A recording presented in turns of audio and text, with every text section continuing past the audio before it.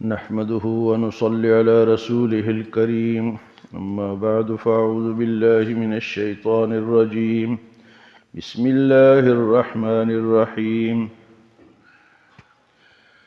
ولو دخلت عليهم من أقطارها ثم سئلوا الفتنة لآتوها وما تلبسوا بها إلا يسيرا وَلَقَدْ كَانُوا عَاهَدُوا اللَّهَ مِنْ قَبْلُ لَا يُوَلُّونَ الْأَدْبَارَ وَكَانَ عَهْدُ اللَّهِ مَسْئُولًا قُلْ لَنْ يَنْفَعَكُمُ الْفِرَارُ إِنْ فَرَرْتُمْ مِنَ الْمَوْتِ أَوِ الْقَتْلِ وَإِذًا لَا تُمَتَّعُونَ إِلَّا قَلِيلًا۔ غزوہ احزاب میں منافقین نے جب کہا کہ ہمارے گھر خالی ہیں، گھروں میں کوئی حفاظت والا نہیں ہے، ہمیں جانے کی اجازت دے دیں، تو ان کو اجازت مل گئی، وہ چلے گئے۔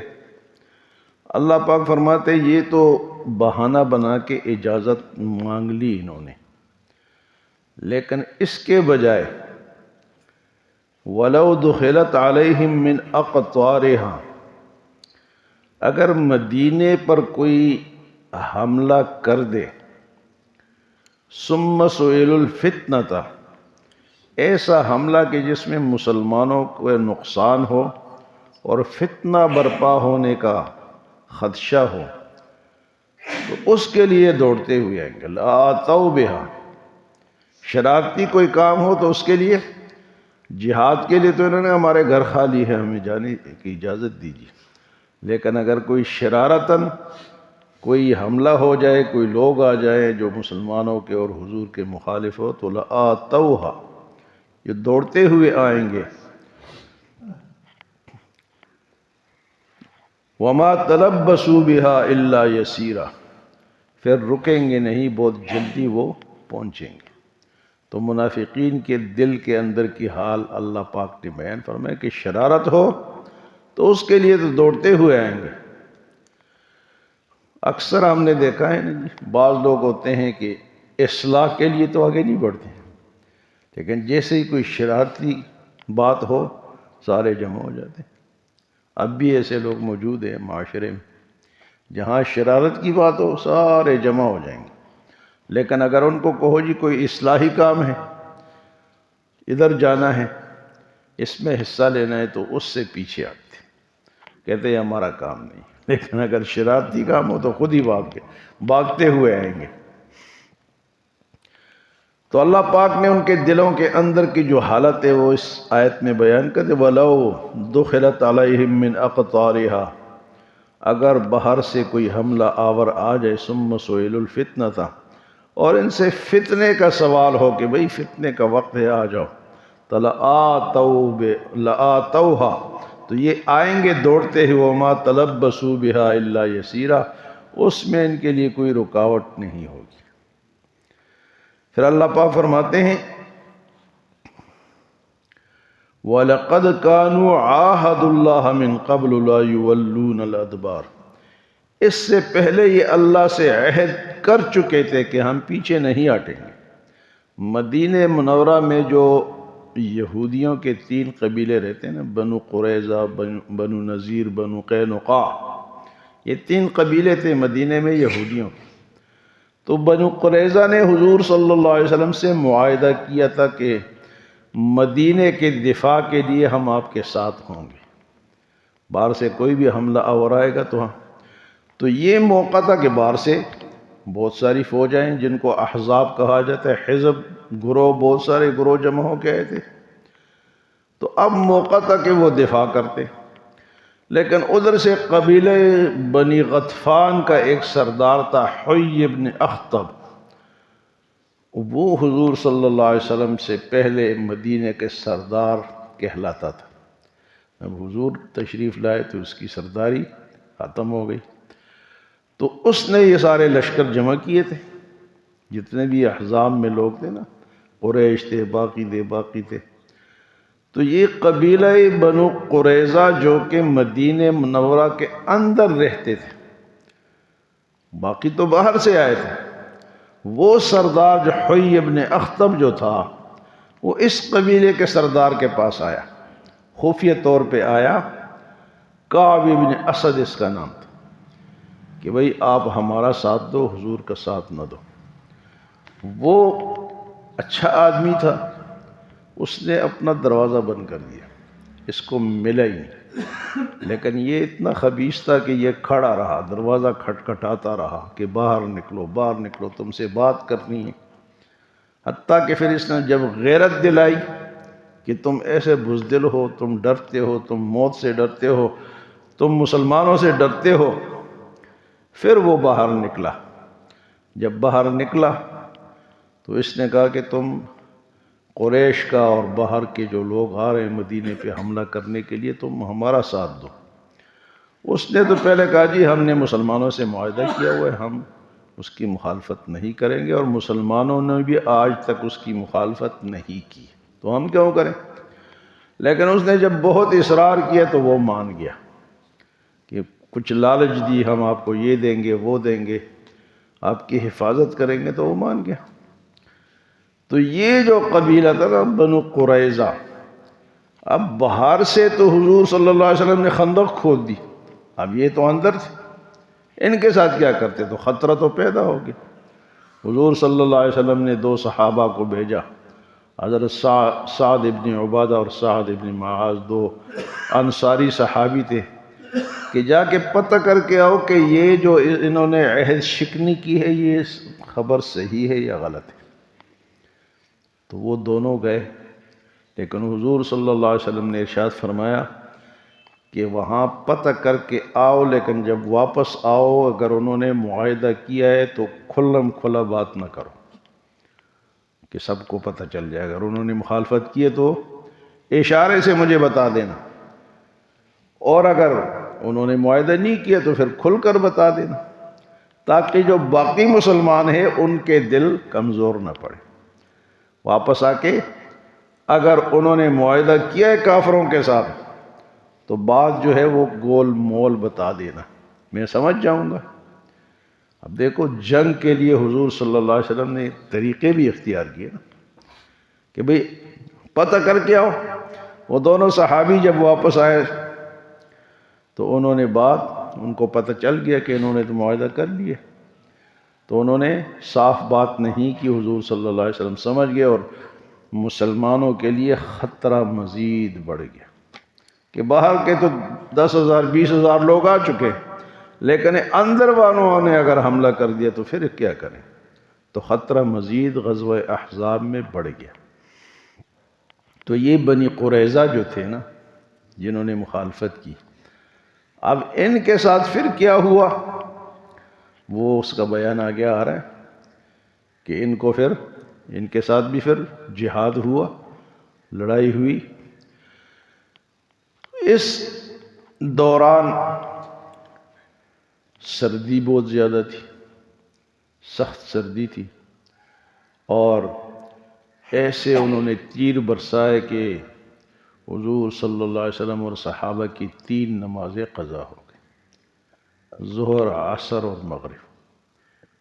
عشاء کے وقت جا کے حضور صلی اللہ علیہ وسلم نے پھر 3 نمازیں قضا ادا کی، اور آپ نے پھر بد دعا فرمائی کہ ان خبیثوں نے اللہ ان کو تباہ کرے کہ انہوں نے ہماری نمازیں ضائع کر دی۔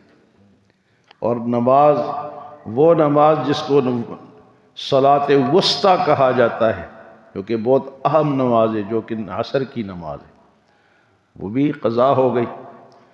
تو کہتے ہیں نا کہ بد دعا نہیں کرنی چاہیے، کہ حضور نے کی ہے ان کے لیے دعا، بد دعا کی کہ ہماری جب دین پہ حملہ ہوا، نماز پہ حملہ ہوا، نمازیں قضا ہوئی، تو آپ نے ان کے لیے بد دعا فرمائی کہ اللہ ان کو جہنم رسید کرے، انہوں نے ہماری نمازیں بھی ضائع کر دی۔ اسی دوران حضور صلی اللہ علیہ وسلم نے جب 1 مہینہ گزر گیا، وہ محاصرہ انہوں نے کیا تھا، وہ باہر بیٹھے تھے، مسلمان اندر تھے، آپ نے اعلان فرمایا کہ بھئی کوئی جا کے ان کے فوج کے اندر کی خبر لے کر آئے کہ آئندہ ان کے کیا ارادے ہیں۔ تو آپ نے ایک دفعہ اعلان فرمایا، تو صحابہ کہتے ہیں، حضرت حذیفہ ابن یمان کہتے ہیں کہ کوئی نہیں اٹھا، اتنی سخت سردی، سب کپ کپا رہے ہیں، تو کون اٹھ سکتا؟ وہ بھی انسان ہی تھے۔ دوبارہ پھر اعلان کیا، اور تیسری دفعہ حضور صلی اللہ علیہ وسلم نے میرا نام لیا، حذیفہ جاؤ پتہ کر کے آؤ۔ تو حضرت حذیفہ رضی اللہ تعالیٰ عنہ گئے، دشمن کی فوج میں گئے اندر پتہ کرنے کے لیے کہ ان کے آگے کے کیا ارادے۔ تو اس فوج کا سربراہ اس وقت ابو سفیان تھا، جو کہ بعد میں مسلمان ہو گئے۔ تو ابو سفیان نے کہا کہ بھئی ہم نے مشورہ کرنا ہے، لیکن چیک کرو کہ کوئی باہر کا بندہ نہ ہو، ہماری باتیں افشا نہ ہو جائے، کھل نہ جائیں۔ دیکھو لڑائی میں کیسے کیسے راز رکھنے پڑتے۔ اب ابو سفیان کہتے جی چیک کرو، اپنے رات کا وقت تھا نا، تو بجلی تو تھی نہیں، اندھیرا تھا، پر میں اپنے ساتھ جو بیٹھے ہوئے سب کو چیک کرو کہ بھئی تو کون ہے، تو کون ہے، تو کون ہے۔ حضرت حذیفہ کہتے مجھے تو خطرہ پیدا ہو گیا کہ مجھے پکڑیں گے، پوچھیں گے تو میں کیا جواب دوں گا، میں تو پکڑا جاؤں گا۔ تو کہتے اللہ نے میرے دل میں ڈالا، میں نے اعلان کے بعد اپنے ساتھ والے کو پکڑا، فوراً اس پہ ہاتھ ڈالا کہ بھئی تو کون ہے۔ وہ تھا ان کا، وہ گھبرایا کہ میں فلاں ابن فلاں ابن فلاں، تو مجھے نہیں جانتا۔ تو اس طرح کہتے کہ میں بچ گیا، نہیں تو میں پکڑا جاتا۔ تو حضرت حذیفہ رضی اللہ تعالیٰ عنہ واپس آئے اور حضور صلی اللہ علیہ وسلم کو پھر یہ خبر دی۔ اس ٹائم ابو سفیان نے یہ مشورہ کیا کہ بھئی مہینہ ہو گیا، کامیابی نہیں ہو رہی ہے، سردی زیادہ ہے، اور ہمیں واپس چلنا چاہیے، ہمیں اس محاصرے کو ختم کر کے واپس چلنا چاہیے۔ تو حضرت حذیفہ نے حضور صلی اللہ علیہ وسلم کو یہ خوشخبری سنائی۔ تو یہاں اس قبیلہ بنو قریظہ کا ذکر یہ ہے کہ انہوں نے معاہدہ کر رہا ہوا، وَلَقَدْ كَانُوا عَاهَدُوا اللَّهَ مِن قَبْلُ، جنہوں نے پہلے معاہدہ کیا تھا اللہ کا نام لے کر کے ہم حضور کا ساتھ دیں گے، مدینہ کا دفاع کریں گے۔ تھے تو یہودی، لیکن اس پہ قائم نہ رہ سکے، اس پہ قائم لا یولون الادبار، ہم پیچھے نہیں ہٹیں گے۔ وَكَانَ عَهْدُ اللَّهِ مَسْئُولًا، اور جو اللہ سے وعدہ کر لے اس کے بارے میں پوچھا جائے گا۔ ہم نے بھی اللہ سے ایک وعدہ کیا ہوا ہے۔ کیا وعدہ ہے؟ کیا وعدہ ہے جی، آپ کو یاد ہے؟ تمام مسلمانوں نے اللہ سے ایک وعدہ کیا ہوا ہے۔ وہ وعدہ کیا ہے؟ کہ لا الہ الا اللہ محمد الرسول اللہ، اس کے مطابق ہم زندگی گزاریں گے۔ ہم گزارتے ہیں؟ نہیں گزارتے۔ وعدے کی خلاف ورزی ہم بھی کر رہے ہیں۔ لا الہ الا اللہ محمد ایک معاہدہ ہے، ایک وعدہ ہے۔ تو فرمایا کہ ان سے آپ یہ کہیں، یہ جو انہوں نے وعدہ توڑا ہے، جس وجہ سے بھی توڑا ہے، تو فرمایا قُلْ لَن يَنْفَعَكُمُ الْفِرَارُ إِنْ فَرَرْتُمْ، اگر تم بھاگو گے تو تمہارا بھاگنا تمہیں کوئی فائدہ نہیں دے گا۔ قُلْ لَن يَنْفَعَكُمُ الْفِرَارُ إِنْ فَرَرْتُمْ مِنَ الْمَوْتِ أَوِ الْقَتْلِ، موت سے یا قتل ہونے سے بھاگو گے، نہ موت سے بچو گے نہ قتل سے بچو گے۔ اگر تمہارے مقدر میں قتل ہے تو قتل ہوگے، اور اگر تمہارے مقدر میں موت ہے تو مرو گے۔ بھئی موت سے کوئی بھاگ سکتا ہے؟ یہ جو مسلمان ڈرتے ہیں کہ جہاد میں جائیں گے تو ہم مر جائیں گے، یہاں اللہ پاک فرماتے ہیں کہ بھاگنے سے کچھ نہیں ہوتا، نہ تم موت سے بچ سکتے ہو نہ قتل ہونے سے بچ سکتے ہو۔ قُلْ لَن يَنْفَعَكُمُ الْفِرَارُ إِنْ فَرَرْتُمْ مِنَ الْمَوْتِ أَوِ الْقَتْلِ، اور اگر بچ بھی گئے وَإِذًا لَّا تُمَتَّعُونَ إِلَّا قَلِيلًا، بچ بھی گئے تو کتنے دن فائدہ اٹھاؤ گے، کتنے دن مرنے سے بچو گے، آخر تو مرنا ہی ہے۔ قُلْ لَا تُمَتَّعُونَ إِلَّا قَلِيلًا، تھوڑا سا فائدہ اٹھاؤ گے اور ادھر سے اللہ کے حکم کی خلاف ورزی کرو گے۔ تو اللہ کے حکم کی خلاف ورزی نہ کرو، ڈرو نہیں۔ مسلمان ڈرنے والا نہیں ہے، یہ جب تک یہ اتنا جہاد جو ہو رہا ہے غزوہ احزاب کوئی معمولی ہے، کتنے اس میں واقعات آ رہے ہیں۔ تو حضور صلی اللہ علیہ وسلم خود بنفس نفیس اس میں شریک ہے، اور حضرت ام سلمہ رضی اللہ تعالی عنہ فرماتی ہیں کہ حضور صلی اللہ علیہ وسلم تھوڑی دیر لیٹتے تھے، کوئی آواز آتی، کسی چیز کی آواز، کسی لگنے کی آواز آتی، فوراً آپ اٹھ کے جاتے، فوراً آرام چھوڑ کے آپ خود۔ تو یہ تھے ہمارے چیف کمانڈر، یہ تھے ہمارے فوج کے سپہ سالار کہ خود رات کو نگرانی کر رہے ہیں، ڈر نہیں رہے اور آرام کا بھی خیال نہیں ہے۔ بار بار حضرت ام سلمہ فرماتی ہیں کہ میں بہت سارے جہادوں میں آپ کے ساتھ شریک رہی، لیکن اس غزوے میں آپ مسلسل پریشان رہے اور اٹھتے تھے راتوں کو، کوئی تھوڑی سی حرکت ہوتی تو آپ فوراً اٹھ کے اور ان کے پاس چلے جاتے تھے۔ تو مزید غزوہ احزاب کے واقعات ابھی آگے آنے ہیں، منافقین کا اور کافروں کا کردار بھی سامنے آئے گا۔ اللہ ہمیں عمل اور سمجھ کی توفیق عطا فرمائے۔